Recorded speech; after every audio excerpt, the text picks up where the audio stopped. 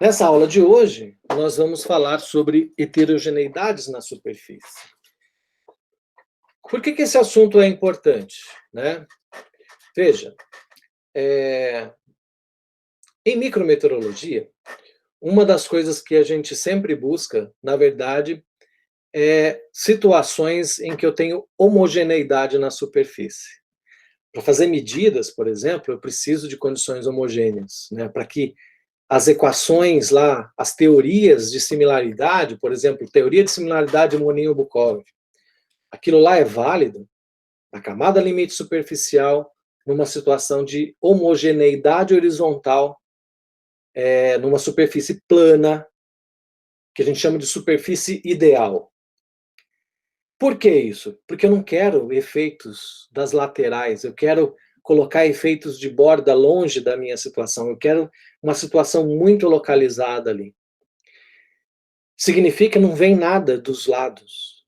O que, para a gente, em mesoscala, é exatamente o oposto. O que a gente quer é exatamente as coisas que se deslocam. A gente quer ver, né, esses transientes que passam ali pelo sistema, pelo local onde eu estou analisando. E o que gera, né, gradientes? Heterogeneidade. Heterogeneidade vai ser responsável por interagir com a radiação solar de maneira diferenciada, fazendo com que uma superfície se aqueça mais do que a outra, e com isso gere um gradiente de temperatura entre uma região e outra, o que, em resposta, gerará um gradiente de pressão, e gradiente de pressão a gente sabe que gera movimento. Então, uma circulação, né, vai aparecer ali para que tenha origem um determinado tipo de movimento, uma brisa marítima, uma brisa por irrigação, enfim. Então, heterogeneidade é a fonte do movimento para a gente, tá certo? Todos os movimentos, todas as circulações surgem de heterogeneidade. Se tudo fosse aquecido da mesma forma, se tudo fosse plano, se não tivesse inclinação do terreno, se não tivesse variação na umidade, continente, oceano, não existiria circulação, tá? Não existiria circulação. Então, esse é o assunto dessa aula de hoje, né? Essas heterogeneidades, elas podem ocorrer de várias maneiras, né? Por exemplo, a simples transição entre tipos distintos de vegetação é suficiente para que haja uma condição heterogênea do terreno. Pastagem, floresta, cerrado, pastagem, por exemplo, são tipos diferentes de vegetação que vão responder de maneiras distintas à incidência de radiação. Transição entre regiões úmidas e secas, tá? Isso é muito importante. Foi uma das primeiras constatações, né, de que existiam condições heterogêneas na superfície e isso gerava circulações. Então, os trabalhos lá do Rony Avissar, que acho que foi um dos pioneiros em estudar esse tipo de coisa. Região úmida e seca. Como é que isso acontece? Por vários motivos. A gente vai falar disso aqui, mas, por exemplo, composição do solo, granulometria do solo é suficiente para que haja diferença na capacidade de retenção de umidade no solo, por exemplo. Tá? Um processo que gera, inclusive, diferenças entre regiões úmidas e secas é irrigação. Se eu estou irrigando é porque está tudo seco. Então, eu estou criando artificialmente uma heterogeneidade na superfície por um procedimento que é a irrigação, colocando água no terreno. Isso gera circulações.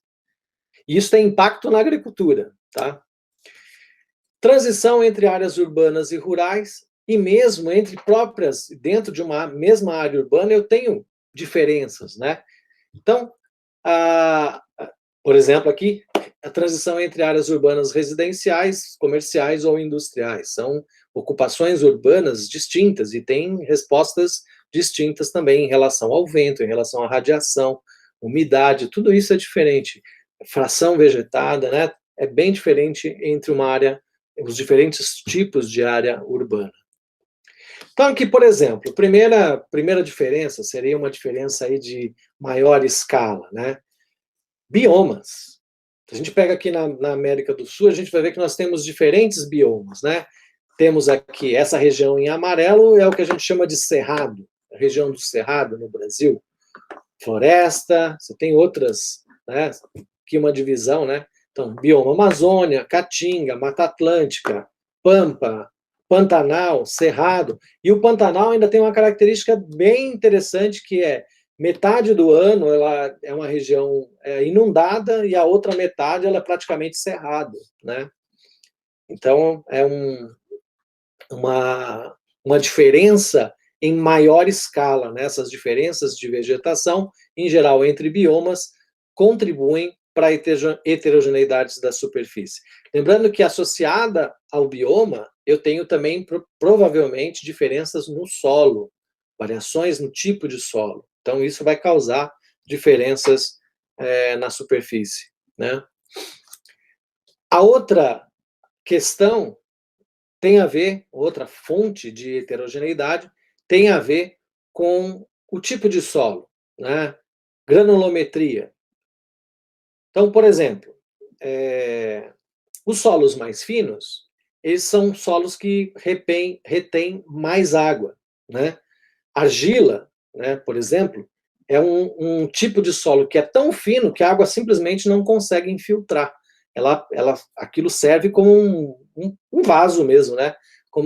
Tanto que a gente faz vaso de argila, né? Justamente porque as partículas são finas, elas, independente de estarem no estado sólido, totalmente solidificado, elas retêm água. A água não infiltra no solo. Então, quanto mais fino for o solo, mais ele retém água, tá? Mais difícil vai ser o transporte de água dentro do solo. Isso tem vantagens e desvantagens. No outro, então eu tenho aqui os extremos, o extremo menor, que são as partículas menores, né? E aqui do lado direito eu tenho o extremo maior, que são as partículas mais grossas. Na escala aqui eu tenho diversas classificações. Isso aqui é a classificação que a gente mais usa, que é a classificação americana, né? Então eu tenho aqui, começando lá nas partículas finas, a argila, nas partículas grossas eu tenho cascalho, e entre as duas eu tenho duas coisas que é a maior parte dos solos, tá? Limo, ou silt, e as areias, que já são os solos mais grossos, né? Dentro da classificação de areia, eu tenho várias classificações aqui com diversos tamanhos de areia. Basta a gente ir para o litoral e você vai ver, dependendo da praia que você vai, você vê que a areia é totalmente diferente. Tem aquelas que é fininha, né? Aquela que você passa o pé no chão assim até assovia, né? E tem aquelas outras que são extremamente grossas, que parece que está pisando um monte de conchinha, né? De tão grossa que é a areia. Então ela tem essas diferenças. E a forma com que com esse solo retém água é diferente em função simplesmente da granulometria.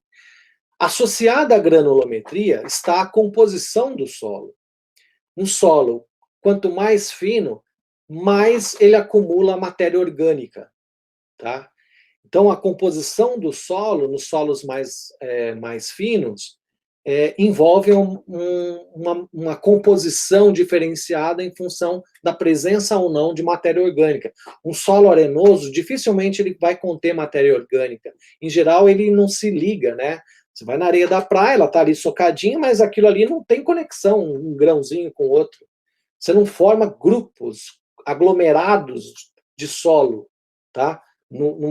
Quando a composição do solo é muito grossa e quando tem pouca matéria orgânica. E uma coisa leva a outra. Um exemplo disso, que acho que todo mundo já vivenciou isso daí. Você pega lá, a gente gosta de ter planta em casa, né, para ornamentação, ou mesmo para fazer companhia, a gente gosta de conversar com plantas, bater papo e tudo mais, mas o fato é que você tem lá aquela violetinha lá na sua casa, e aí você compra, lá está lá aquela violeta feliz, né, e tudo mais, e aí você vai lá e irriga, põe água. Todo dia você vai lá, põe água. O que vai acontecendo com essa plantinha com o passar do tempo? O que vai acontecer é que você joga essa água junto com o escoamento que vai lá para o pratinho, seria o equivalente ao escoamento superficial, subsuperficial, num solo verdadeiro, o escoamento subbase, ou a drenagem profunda, dependendo da profundidade, né? O fato é que você coloca a água no vasinho, o vasinho tem um furo, aquela água cai no pratinho. E fica uma certa quantidade de água ali dentro, né? Isso é a capacidade de campo. Essa água que caiu no pratinho, ela não vai pura, ela vai levando com ela os nutrientes do solo. Toda vez que você coloca a água na planta, parte dos nutrientes que estão ali no solo é levada por pratinho. Passa um tempo, aquele solo está todo empedrado, vira um monte de pedrinha, né? Você comprou aquele negócio humus lá na casa de material lá de jardinagem, botou aquela areia bonita, escura, né? Ou dependendo do lugar, aquela areia vermelha, aquela terra vermelha, assim, né? E passa o tempo, aquilo vai secando e vai virando pedrinha. Acho que todo mundo já deve ter passado por isso, né? Passa um tempo, sua plantinha, sua violetinha que você batia papo acaba morrendo, porque você simplesmente só regou com água, né? Não trocou aquela terrinha. Então, de tempos em tempos, você tem que trocar a terra para repor esses nutrientes do solo. Isso é muito sensível, né? Assim, acontece muita erosão no solo por falta de tratamento, de manejo adequado do solo. Ele vai perdendo, né, a matéria orgânica dele e vai virando pedra, tá? Vai virando mineral só, tá? Quanto menos compostos orgânicos dentro do solo, menos ele vai reter água. Mais fácil vai ser a penetração de água no solo. Então a gente observa isso muito fácil na areia da praia, por exemplo. Você coloca a água ali, ela rapidamente infiltra, né? Diferente de um solo mais fino. Tá? Aí você fala assim, não, mas eu estou na praia, quando eu piso assim, eu já encontro água. Você encontra água não é porque o solo é capaz de reter a água, mas é porque você está no nível do lençol freático. Né? Você está no nível do oceano. Então, enquanto você estiver ali no nível do oceano, rapidamente você encontra um nível de equilíbrio, vasos comunicantes. Né? Então, você encontrou o lençol freático principal do planeta, que é o nível do mar. Muito bem. Aqui essa figura só mostra mais ou menos dá uma ideia assim, do tamanho das partículas que a gente encontra nos solos. Né? Está meio exagerado aqui, porque está na tela, não está em tamanho real, mas aqui a gente tem as partículas maiores, aqui da ordem de 7 milímetros, né? As intermediárias em torno de 2, 1 milímetro, e as partículas mais finas aqui da ordem de 0,1 milímetros. Tá? Então, são os solos que a gente geralmente vai encontrar em situações normais. Essa figura aqui, ela mostra um pouco do motivo pelo qual a gente tem diferenças, heterogeneidades na superfície em função da granulometria. Então, essa curva aqui, essa aqui é uma curva que mostra a condutividade hidráulica, quer dizer, a capacidade que o solo tem de transportar água, tá? Para solos arenosos e para solos argilosos. E olha que interessante, né? O comportamento em relação à condutividade hidráulica para os dois tipos de solo é diferente. E mais do que isso, ele não é linear, não existe uma relação entre o comportamento dos dois tipos de solo. O que a gente observa aqui do lado esquerdo, quanto mais para a esquerda, maior é o conteúdo de umidade no solo, até que ele atinja aqui a saturação, e aqui para o lado direito, nós temos menor umidade no solo. Então veja que para baixas umidades do solo, para o solo arenoso, o valor da condutividade hidráulica é menor do que para o solo argiloso. O comportamento do solo argiloso é praticamente linear aqui, né? O que não acontece com o solo arenoso.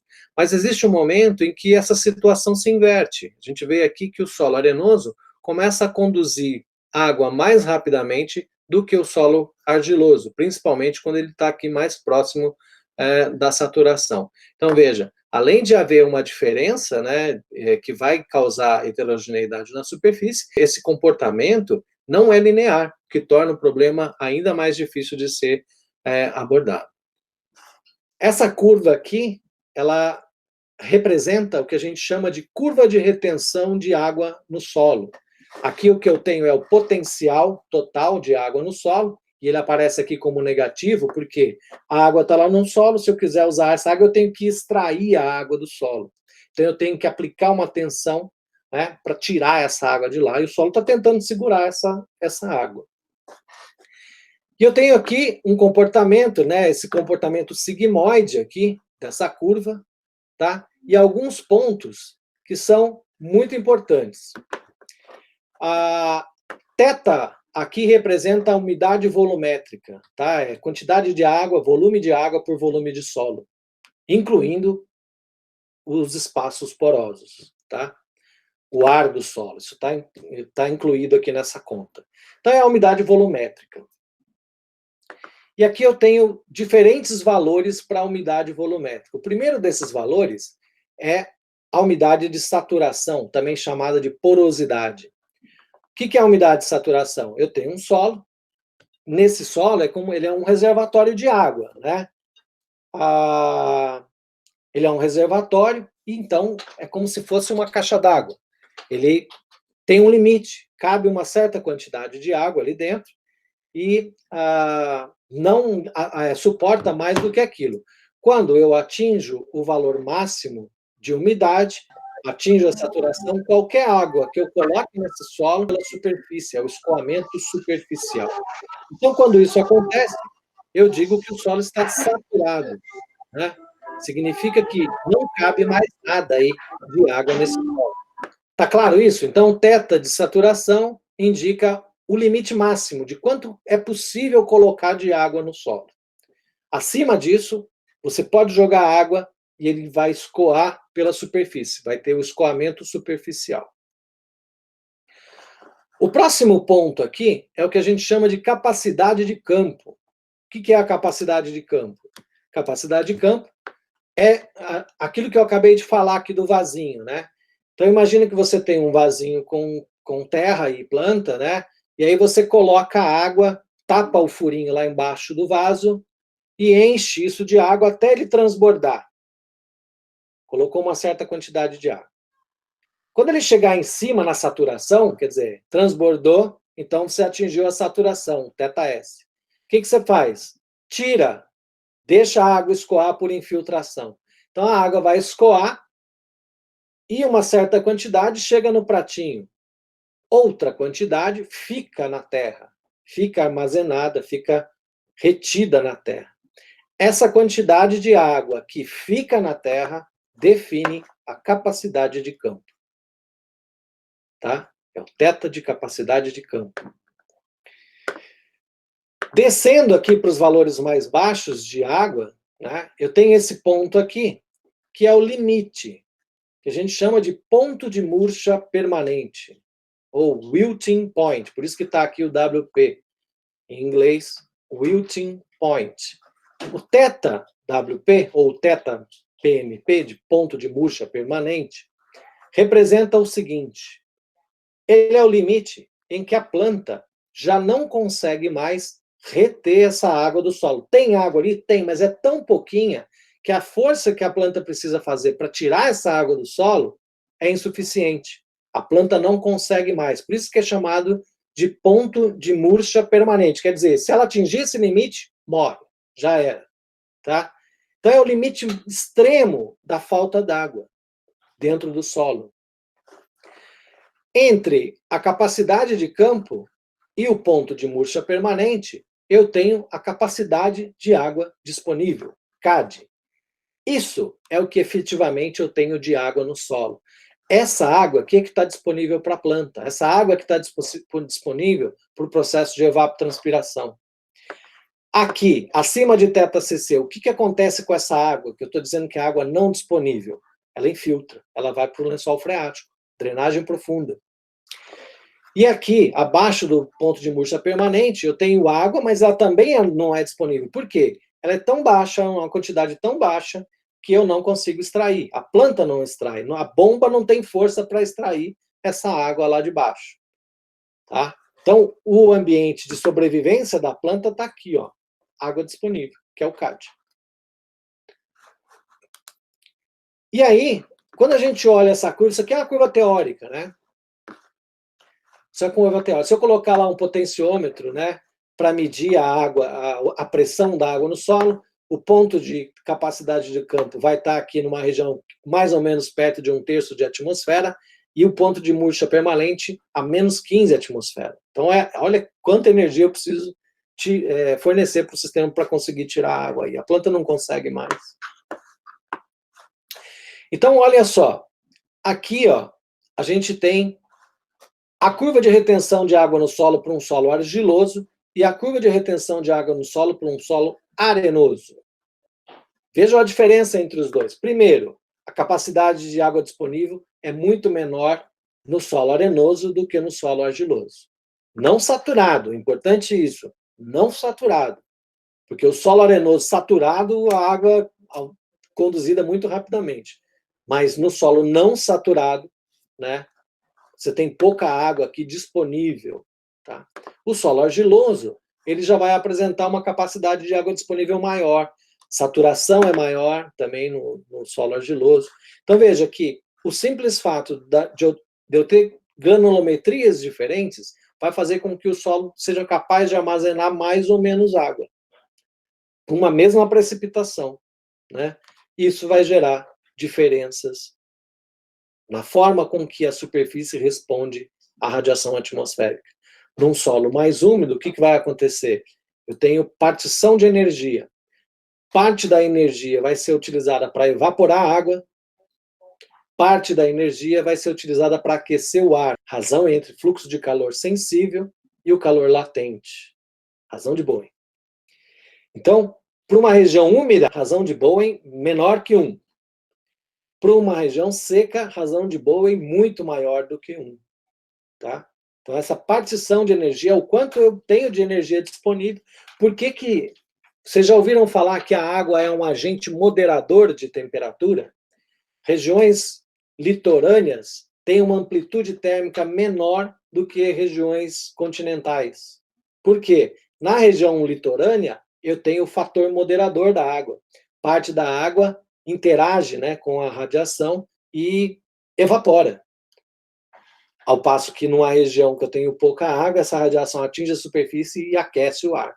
Então, a amplitude térmica em regiões secas é muito maior do que em regiões úmidas. Você pega na mesma latitude uma região de deserto e uma região de floresta. Você vai ver que a amplitude, a diferença entre a temperatura mínima e a máxima é muito maior na região seca. Enquanto que regiões mais úmidas têm uma amplitude menor, não baixa tanto a temperatura e não sobe tanto também, tá? Então você tem uma amplitude menor. Tá certo? Um dos processos que causa a heterogeneidade na umidade do solo é a irrigação. E um dos maiores sistemas de irrigação que a gente conhece é esse, aí chamado de pivô central, né? Então é um núcleo que tem ali um bombeamento de água de algum lugar. Esse núcleo puxa essa água escoa por esses tubos aqui, ó, tá? E aqui, entre essas duas conjuntos de rodas aqui, eu tenho aspersores, né? Então, eu tenho um aspersor que vai jogar água, vai espalhar a água aqui em cima dessa plantação. Que tem um motorzinho, né?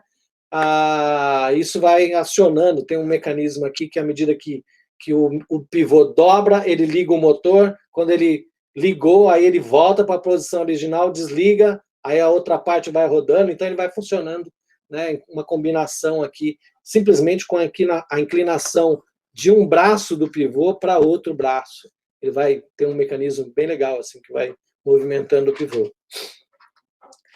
No pivô, o que acontece? Eu estou jogando água, igual está nessa foto aqui, que estão as aspersoras. Estou jogando água. Então, essa área, se eu estou jogando água, é porque estava seco. Então, toda a vizinhança deve estar seca também. Então, estou criando uma região úmida no meio de uma região seca. Isso aqui é um exemplo, né? A bomba aqui do pivô, que é a caixa de controle do pivô central. Ele está puxando a água aqui de baixo, levando aqui para cima. Essa água é espalhada aqui, né? E onde é feito o processo aí de irrigação. Aqui uma outra foto do pivô, né? Como é que ele atua. Na ponta do pivô eu tenho esse aspersor aqui, que a ideia é a seguinte: pivô central, como ele irriga uma parte, a vizinhança dele fica seca. Então, vou gerar um gradiente de temperatura nessa região da extremidade do pivô ali, né? Tem esse aspersor aqui que é para tentar colocar essa fronteira o mais longe possível da plantação. Então, geralmente, você joga água fora do lugar onde está plantado, além dos limites da plantação, justamente para deixar essa parte aqui úmida e diminuir um efeito que é observado nos pivôs, que é na borda, a produtividade na borda é sempre menor do que no centro. Por quê? Como eu estou irrigando, quando você vê do alto, né, você vê mais ou menos esses círculos, né, gigantes assim que você vê. Não é disco voador, é pivô central. Tem muito pivô central aqui no Brasil. Se você pegar uma imagem do Google, saindo de São Paulo, indo em direção a Brasília, por exemplo, você vai achar um monte de pivô central, um monte. Pode pegar uma foto no Google e vai acompanhando, você vai ver umas rodelonas lá. Faz o zoom, você vai ver que aquilo é um pivô central, tá? Qual é o problema do pivô central? Se aqui está úmido e aqui está seco, o que eu vou gerar? Gradientes de temperatura. Se eu gero gradientes de temperatura, eu gero gradientes de pressão. Gerou gradientes de pressão, o que acontece? O termo da força do gradiente de pressão atua, e eu vou ter deslocamento de massa de ar. Então, eu vou ter ar da região mais quente, né, sendo trocado com o ar da região mais fria. Cria uma circulação ali no pivô. Na borda é onde isso vai acontecer com maior intensidade. Ó, aqui, ó, uma foto, uma vista aérea, né, mostrando vários pivôs aqui. Isso daqui é lá perto das Rochosas. Aqui estão as Rochosas aqui atrás, ó, e uma área, deve ser Colorado isso, provavelmente, de pivôs instalados em sequência, né? Mas sempre tem entre eles aqui um pedacinho que não irriga, né? E aqui uma área secona, super seca. Então, o que acontece? Na região que está seca, o que a gente tem é o que a gente chama de evapotranspiração real, tá? E na região úmida, eu tenho o que a gente chama de evapotranspiração potencial. O que é isso? A evapotranspiração potencial, né, para uma determinada planta, é aquela que é a máxima evapotranspiração que um ambiente coberto por grama, sem déficit hídrico, com ampla bordadura, longe de qualquer obstáculo, em crescimento ativo, nutrientes no solo suficientes, altura da planta padronizada entre 8 e 15 centímetros. Que mais? Tem várias condições aí que definem o que é evapotranspiração potencial. São condições padrão. Então, você tem a evapotranspiração, ela é sempre um limite máximo aqui que uma determinada planta evapotranspira, tá? Grama, em geral, a gente, para medir evapotranspiração potencial. Sem déficit hídrico, quer dizer, eu garanto que não vai faltar água para aquela planta evapotranspirar. Quando falta água, eu tenho o que a gente chama de evapotranspiração real, que é a mesma evapotranspiração que eu observo aqui, só que com ou sem déficit hídrico. Se tem déficit hídrico, o limite aqui da evapotranspiração real é sempre menor ou igual à evapotranspiração potencial. Ela nunca vai ser maior, tá? E aí eu tenho aqui a borda, tá? Tem uma borda. O que acontece? Então, imagina que eu tenho uma irrigação, eu estou jogando água e vai chegar um lugar em que eu tenho a fronteira entre a área seca e a área irrigada. Sempre vai ter uma fronteira quando eu aplico irrigação. Sempre vai ter essa fronteira. Na região da fronteira, o que acontece? Eu tenho uma advecção de ar. A vegetação que está ali na fronteira, ela vai, por ação do vento, ela vai aumentar a taxa de evaporação dela. Taxa de evapotranspiração, porque o vento é um dos fatores que aumenta a taxa de evapotranspiração. Nesse ponto, tem um salto na evapotranspiração, chamado de efeito varal, porque tem essa forma aqui, né, como um varal lá para pendurar roupa. que é esse efeito varal? É o pico que você tem na evapotranspiração nessa região em que você tem a fronteira entre a região seca e a região úmida. Essa fronteira vai causar deslocamento horizontal aqui do ar. Na região da fronteira, onde você tem o máximo desse efeito. Então, aqui, a gente chama isso de evapotranspiração de oásis. E a evapotranspiração de oásis é sempre maior do que a evapotranspiração potencial.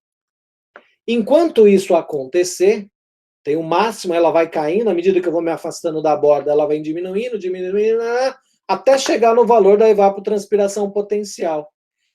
Toda essa região em que a evapotranspiração é maior que a evapotranspiração potencial, eu chamo de área tampão.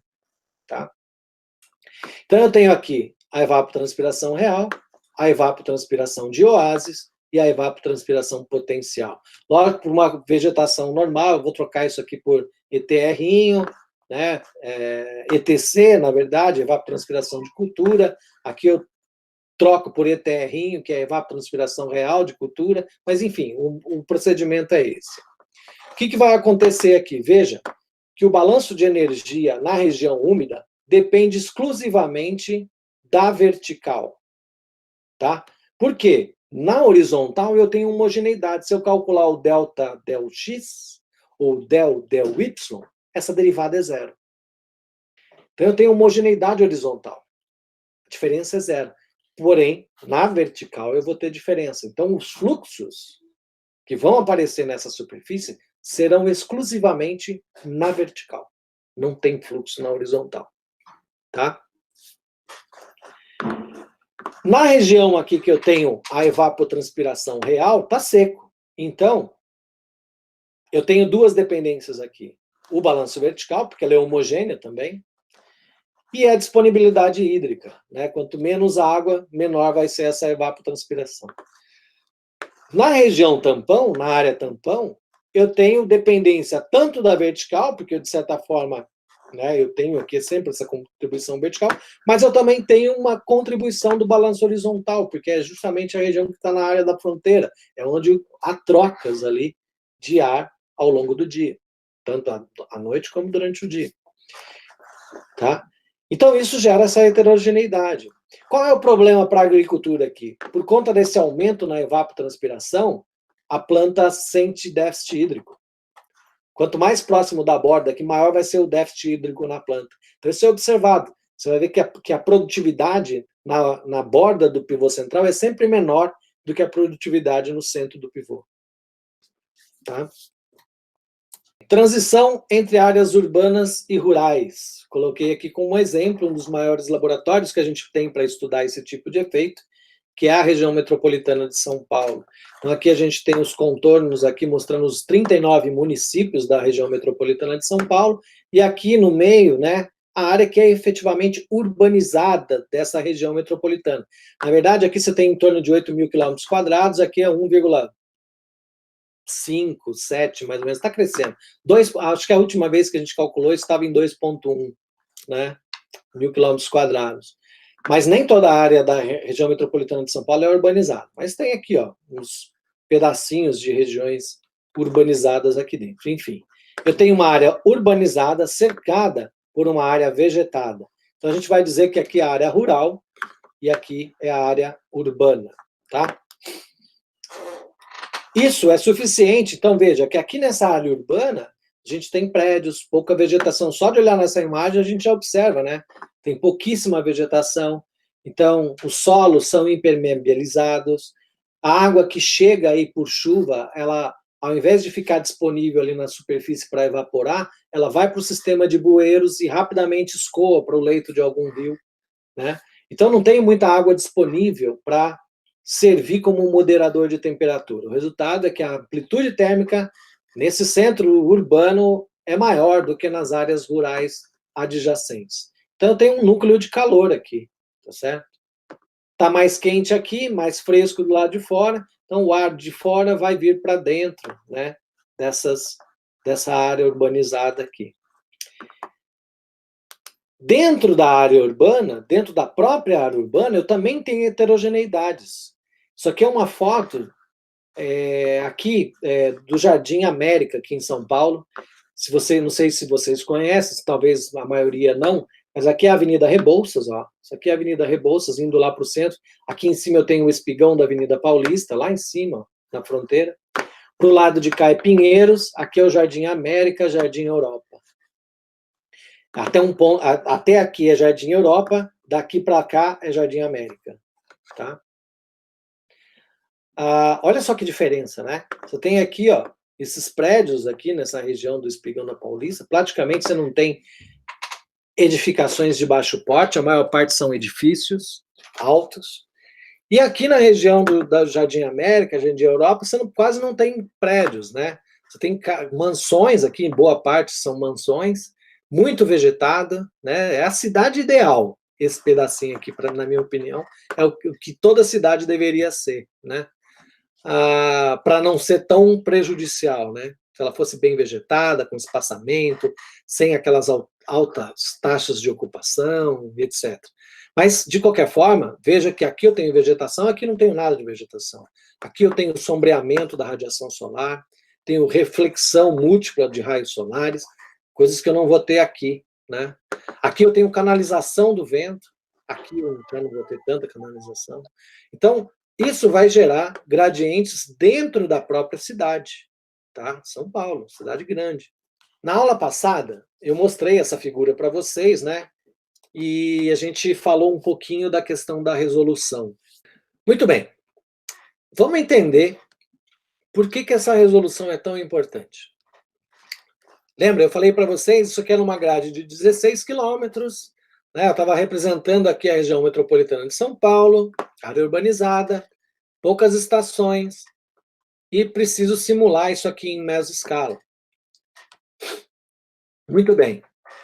Isso aqui é uma foto, é uma imagem que eu tirei do Google, de satélite, mostrando a região que se encontra a USP Leste, tá? Aqui, ó, é o campus da USP Leste, a EASH, que a gente chama. Quem não conhece a USP Leste sabe mais ou menos, vai saber que região é essa, porque aqui, ó, essa rodovia Hélio Schmidt aqui, é a rodovia do aeroporto de Guarulhos, tá? É o caminho que vai para o aeroporto de Guarulhos. Então, provavelmente, quase todos vocês já passaram por aqui, né? Eu tenho aqui a rodovia Ayrton Senna, né, esse pedaço aqui, e aqui eu tenho a rodovia Presidente Dutra. Do lado direito aqui eu estou indo para o Rio de Janeiro, né, aqui é Guarulhos, essa região. Essa área verde aqui é o Parque do Tietê, Parque Ecológico do Tietê. Esse rio aqui é o Rio Tietê, tá? Aqui é a Zona Leste de São Paulo, Zona Leste.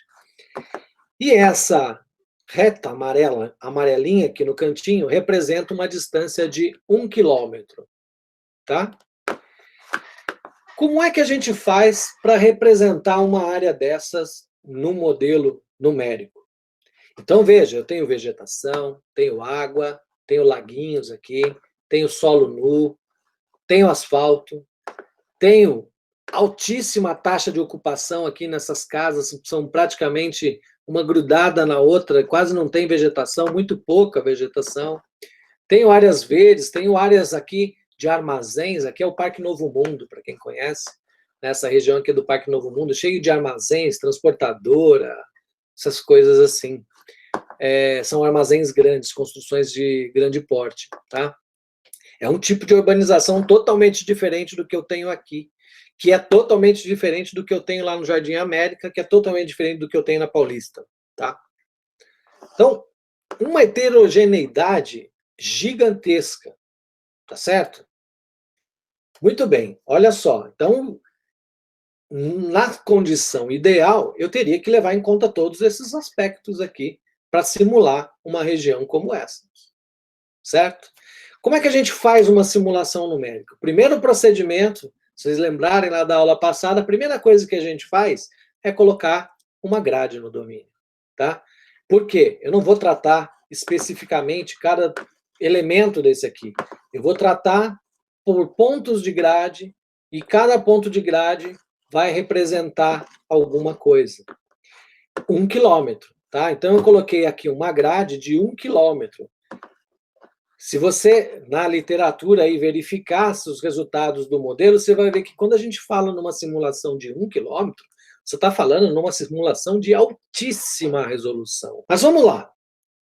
Vamos considerar que a gente tem aqui 1 quilômetro, certo? 1 quilômetro. Cada gradezinha dessa é 1 quilômetro. Como é que eu crio o arquivo de uso do solo? Que é uma coisa extremamente importante para o modelo de mesoscala. É o arquivo de uso do solo que vai dizer para o modelo, olha, aqui eu tenho uma cidade, então calcula os fluxos de superfície para uma cidade.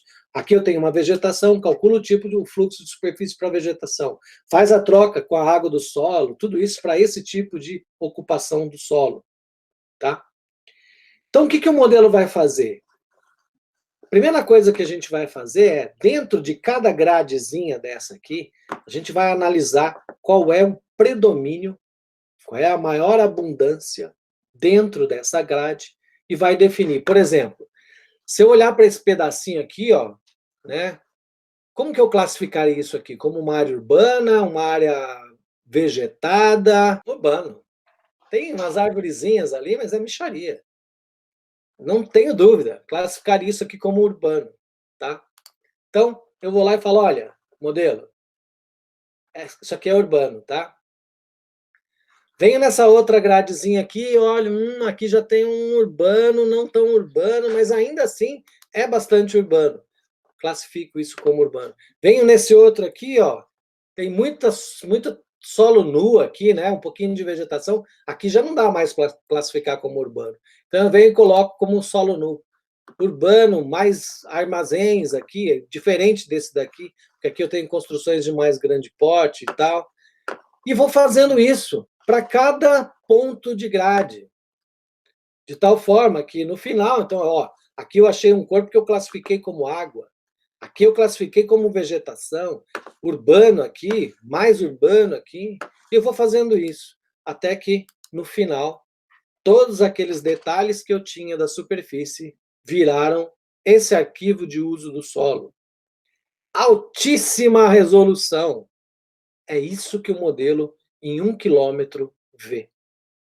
Ele não vê mais aquele predinho, ele não vê mais a rua, ele não vê mais aquela avenida, se era ali Zona Leste, Jardim América, ele não vê nada disso. O que ele vê agora é, aqui eu tenho um corpo d'água, aqui eu tenho uma área urbanizada de baixo porte, aqui eu tenho uma área urbanizada de grande porte, e aqui eu tenho vegetação.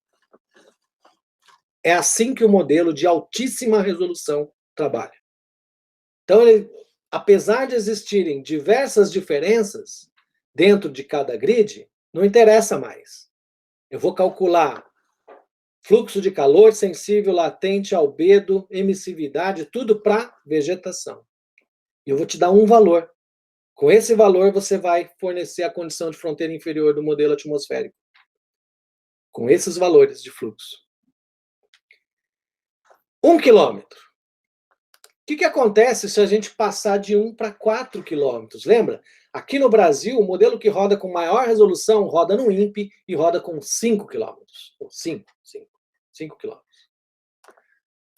Então, como é que eu passo de 1 para 4 quilômetros? Então, eu tenho que pegar aqui, ó, a cada 1, 2, 3, 4, 1, 2, 3, 4, eu vou criar uma única classificação de solo, usando como base o quê?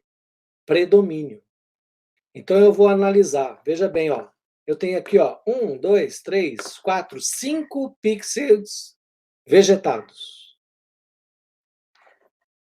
Tenho muito urbano aqui, 1, 2, 3, metade aqui, 4. Urbano aqui eu tenho 1, 2, 3, aqui tenho 2 metades, 4. Então a predominância aqui é vegetado. E um só de água. Então o que eu faço? Faço isso aqui, ó. Em 4 quilômetros, que é alta resolução, é isso que vira. Toda aquela heterogeneidade que eu tinha antes virou uma área vegetada. Cadê a cidade? Cadê a rua? Cadê o aeroporto? Cadê o corpo d'água? Sumiu. Sumiu. Quando a gente olha, então, ó, agora aqui nessa outra foto, eu aumentei aqui, ó, aquele 1 quilômetro está aqui, ó. No mesmo lugar que ele estava antes, está aqui. Agora eu tenho grades de 4 quilômetros, né? Grids de 4 quilômetros. Se eu olhar para esse grid de 4 quilômetros, né? Aqui, ó, tem uma passagem para 16 quilômetros. Então, aqui, lembra daquela gradezinha de 16 que eu falei? Está aqui, ó, 16 quilômetros. O que a gente vê numa grade de 16 quilômetros? Se eu olhar para um arquivo de uso do solo, isso aqui é o arquivo original do SGS, por exemplo, que é um arquivo de super resolução, né? Mas é o arquivo do SGS numa grade de 16 quilômetros. Olha a região metropolitana de São Paulo aqui, ó. O que ela virou? Eu tenho aqui, ó, 1, 2, 3, 4, 5 pontos suburbano e um ponto aqui mais urbano no centro. Litoral, olha só o que acontece com o litoral. O litoral que tem essa inclinação aqui, meio que de sudeste aqui de São Paulo, ou ele é sul ou ele é leste, né? Eu quebro, eu elimino toda essa diferença, e é isso que o modelo vai ver. Por exemplo, aqui, ó, Ilhabela, o canal ali, que é extremamente importante para o escoamento, nem aparece. Não tem água aqui. Não vai ter canal nenhum em 16 quilômetros. E imagine, então, se a gente pegar, né, pega modelo global aí, 64 quilômetros, que é isso aqui, ó. 64 quilômetros. Olha como que fica a cidade. Ó, 64 quilômetros. Não aparece mais a cidade. Sumiu. Então, por que eu não consigo representar fenômenos de mesescala com baixa resolução? Porque eu não vejo as heterogeneidades da superfície de forma adequada. Tá? Veja, olha só o que eu tinha aqui antes, né? Tinha tudo isso de detalhes. E aí, à medida que a gente vai perdendo a resolução, eu vou perdendo informação. Ó, aqui já estava meio ruim, mas olha isso aqui, 64 quilômetros. Um outro aspecto extremamente importante é a questão da estrutura tridimensional, né? A gente trata modelos de grade, você tem a superfície, mas você tem níveis superiores também, né? Então, quando eu entro na vertical, olha só o que eu tenho que resolver, tá? Eu tenho nuvens, eu tenho radiação de onda longa sendo emitida pelos elementos aqui da atmosfera, pelas nuvens. Tenho radiação de onda longa sendo emitida pela superfície. Eu tenho radiação de onda curta incidindo aqui nas nuvens, nos gases e partículas da atmosfera, na superfície. Tenho água saindo do solo aqui, indo para níveis, né, para a superfície através da evapotranspiração. Tenho superfícies de água evaporando diretamente para o ar. Tenho advecção de ar na lateral aqui, movimento de ar. Inclinação do terreno, conduzindo calor de forma inclinada aqui. É uma salada, é uma coisa horrorosa. Como é que a gente trata, como é que eu modelo uma área dessa? Primeira coisa que eu faço, como sempre, é colocar uma grade aí. Tá?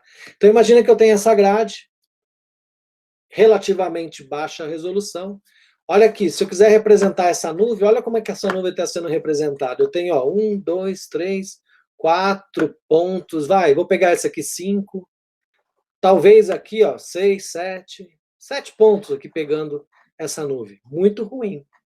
Muito ruim se eu quiser representar a convecção adequadamente. Então, o que eu faço? Aumento a resolução. Como é que eu aumento a resolução? Diminuo o espaçamento de grade na vertical e na horizontal. Posso fazer isso mais vezes, trato, né? E assim eu vou melhorando. Quanto mais pontos eu tiver aqui dentro, melhor vai ser a explicação do fenômeno. Quer melhorar? Aumenta mais ainda a resolução. Qual é o problema? Estou aumentando o custo computacional. Tenho possibilidade de aumentar instabilidade numérica. Tenho várias coisas aí para tratar, né? Mas é assim que a gente faz. Então, a pergunta que eu faço para vocês é a seguinte, né? O aumento das resoluções temporais e espaciais no modelo é suficiente para produzir melhor resultado? Veja que a gente falou agora exatamente disso. Eu falei, pô, estou aumentando a resolução, estou aumentando a explicação da superfície, estou vendo as coisas com mais detalhe, Então, a pergunta que eu faço é, se eu ficar aumentando a resolução, diminuir o espaçamento de grade cada vez mais, isso é suficiente para melhorar o resultado? Faço isso, né? Estou vendo aqui com altíssima resolução, 1 quilômetro. O problema é, aumento de resolução, né, não implica... Lembra que eu falei numa das aulas passadas, eu falei a questão da temperatura dentro de uma sala, né? Se eu quiser saber a temperatura aqui, eu ponho um termômetro aqui no meio e eu meço a temperatura. Isso não quer dizer que eu estou representando, se eu pegar o meu monitor, ele vai ter uma temperatura diferente, se eu colocar ali minha lâmpada tem uma temperatura diferente, meu softbox ali tem outra temperatura diferente, a lâmpada aqui de casa tem outra temperatura, quer dizer, cada coisa está numa temperatura, a mesa está numa temperatura diferente, então, quando eu aumento resolução, eu preciso olhar para as coisas com mais detalhe também. O que isso significa? Significa que eu tenho que buscar também uma melhor representação dos processos físicos envolvidos. Tá? Significa o que isso na prática? Eu tenho que fazer experimentos, eu tenho que fazer medidas, tenho que analisar, criar novos termos nas equações, né, para tornar isso possível. Solução para isso, então? Muita pesquisa. Porque não adianta eu aumentar a resolução se eu não conseguir explicar o que está acontecendo ali naquele novo ambiente, naquela nova resolução. Beleza, né? Porque é aí que a gente mora, né? Nesse ambiente aí de pesquisa. Então, tá ótimo para a gente, né?